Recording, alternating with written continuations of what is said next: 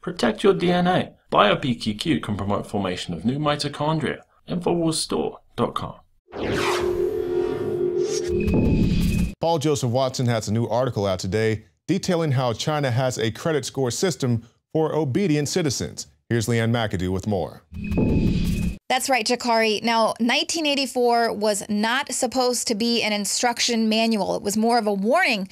But now we are seeing China introducing a credit score for obedient citizens. Now, this is basically a video game where you earn points by behaving like the government wants you to behave. So all of China's largest social networks, they've partnered with the country's communist government, and they've created this credit score system. It's called Sesame Credit, and it measures how obedient its citizens are. Not only does it measure your purchases and your bill paying history to determine your credit worthiness, but it also your political compliance.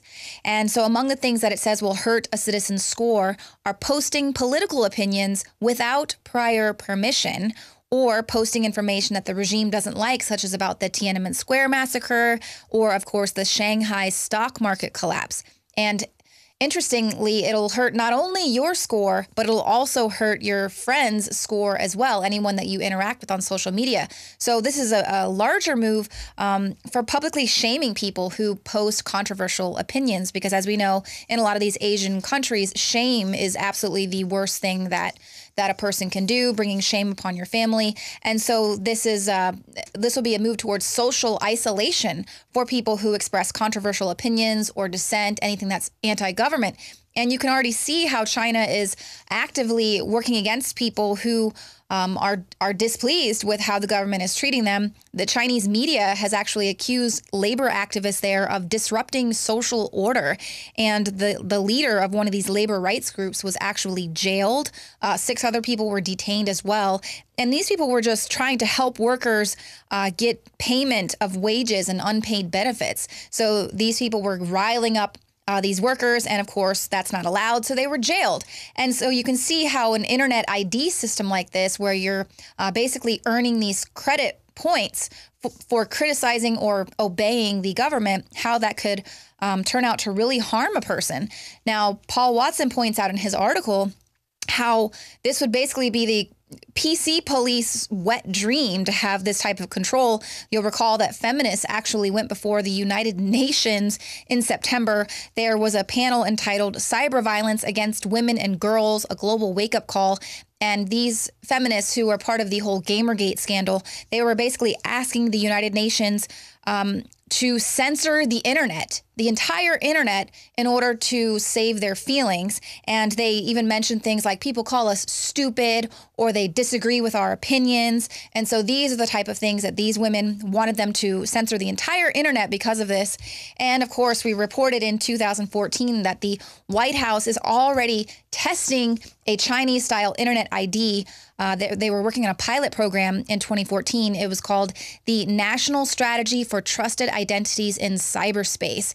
And this would replace the current system of using passwords to access any sensitive online accounts, and they would use something more akin to a biometric ID card, and it would link all of your government accounts, such as food stamps, welfare, and mortgage applications for driver's licenses, things like that. And so, of course, if it was successful, it would actually pave the way for an interoperable authentication protocol that you could use across the entire web to access, Facebook and your health insurance. And since web access will be linked to an individual user's identity, that can be restricted at any time if that person decides to dissent against the state, much like they're already doing in China. And of course, that's not it. If you upload all of your biometric information into a government database, that's leaving it entirely vulnerable to hackers. As Chris Christie lamented in the last Republican debate, he was upset about the fact that his fingerprints and private information had been scooped up in the latest massive data breach of the government database. So it's all a very dangerous move, a dangerous direction we're going in. And China, their internet ID system, presently, this game is opt-in. Users can decide if they want to go ahead and start using this credit score system, but it is going to become mandatory in 2020. Now that the omnibus bill has firmly planted its clutches on the internet via the CISA legislation that was buried inside of it and Obama signed into law, we can now put under the microscope a totalitarian example seeping into our previously protected online identities. China's largest social networks have partnered with the country's communist government to create a credit score system that will measure how obedient its citizens are. Entitled Sesame Credit, the program aims to create a docile, compliant citizenry who are fiscally and morally responsible by employing a game-like format to create self-imposed group social control. In other words, China gamified peer pressure to control its citizenry. And though the scheme hasn't been fully implemented yet, it's already working insidiously well, reports Zero Hedge. Sesame Credit is operated by Alibaba and Tencent, two companies that run all the top social networks in China, including Weibo, which has over 200 million users. It works by measuring not only purchase and bill paying history, but also political compliance. The ACLU warns, among the things that will hurt a citizen's score are posting political opinions without prior permission, or posting information that the regime does not like, such as about the Tiananmen Square massacre that the government carried out to hold on to power, or the Shanghai stock market collapse. It will hurt your score not only if you do these things, but if any of your friends do them.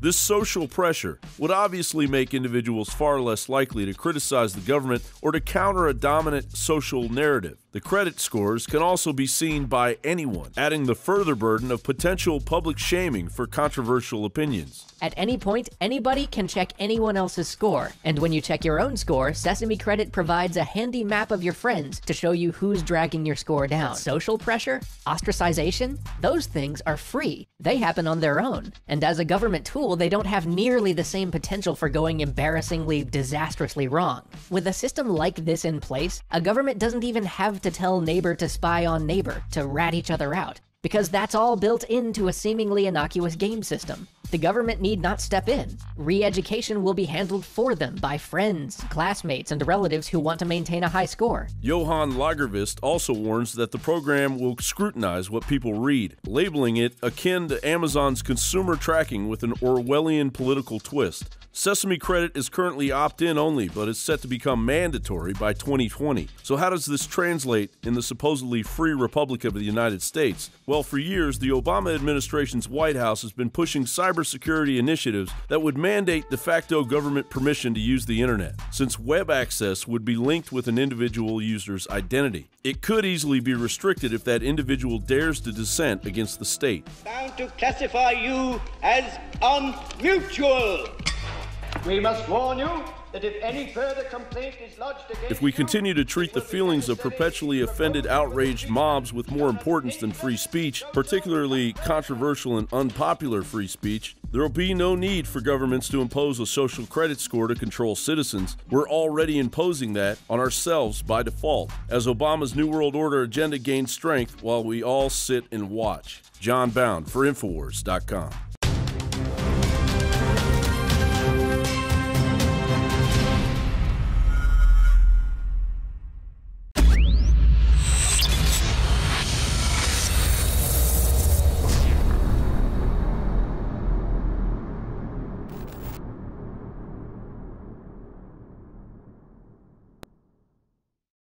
Clean, pure drinking water. You can't survive without it. But where do you get it? Alexa Pure Pro is a brand new, groundbreaking, gravity-fed water filtration system that is like no other. The Alexa Pure Pro transforms water from virtually any fresh source into clean, healthy drinking water, pairing the unprecedented superfiltration power of an all-new gravity block core with a hybrid chromatic shell. It removes up to 99.999% of impurities, including bacteria, viruses, fluoride, disinfectants, volatile organic contaminants, and hormones. Filter capacity up to 5,000 gallons. Stainless steel construction. Easy assembly. Low maintenance. Replacement filters are simple to install. And now, as part of an exclusive limited time introductory offer, you can save $20 off the retail price and get free shipping. This is a limited time offer, so order your unit today and receive free shipping and $20 off. Go to InfoWarsStore.com or call 888-253-3139.